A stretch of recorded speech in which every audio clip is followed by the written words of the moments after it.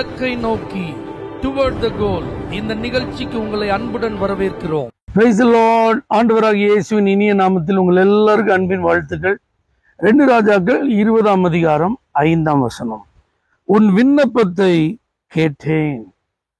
ஏசாயா தீர்க்கதரிசி மூலமாய் எசேக்கியா ராஜாவுக்கு அவனுடைய மரண படுக்கையில் கர்த்தர் சொன்ன வார்த்தை, உன் விண்ணப்பத்தை கேட்டேன்.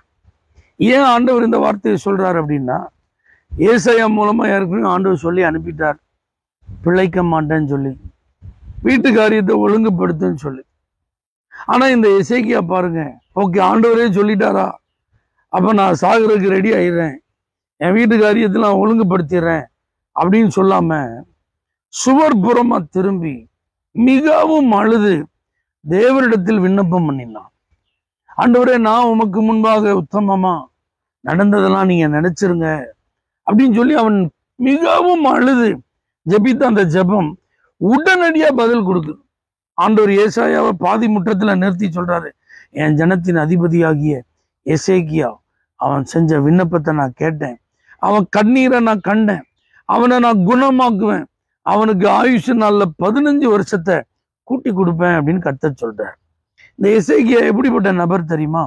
கர்த்தர் மேல நம்பிக்கையா இருந்த ஒரு மனுஷன். இவனை மாதிரி யாரும் கர்த்தரிடத்தில் நம்பிக்கையா இருந்ததே இல்லை, அதற்கு முன்பும் அதற்கு பின்பும். அப்ப என்ன நடந்திருக்கும் நீங்க யோசிச்சு பாருங்க. இவனுக்கு வியாதி வந்துட்டு, இந்த வியாதிக்கான ட்ரீட்மெண்ட் நடந்துட்டு இருக்கு. இவன் மனநிலை எப்படி இருந்திருக்கும்?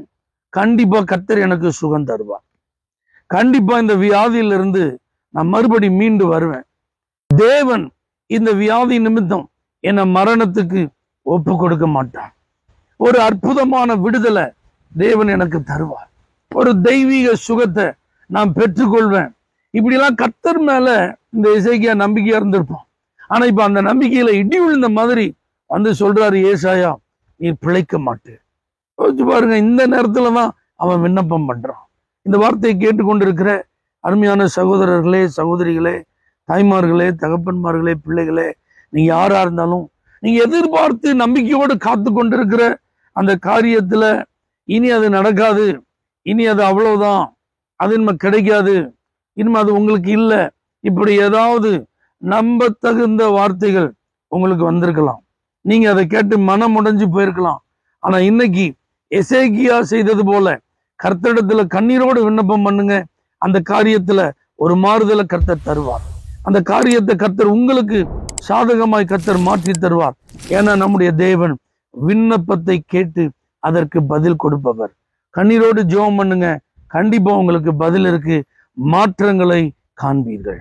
தேவனே, எசேக்கியா ராஜாவின் நம்பிக்கைக்கு பதில் கொடுத்தது போல நம்பிக்கையோடு விண்ணப்பம் பண்ணுகிற ஒவ்வொருவருக்கும் பதிலளித்து ஆசீர்வதிப்பீராக.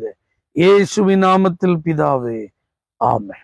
For prayer contact, Pastor J. Kumar, El Shaddai Ministries, 9500252586, Surandai.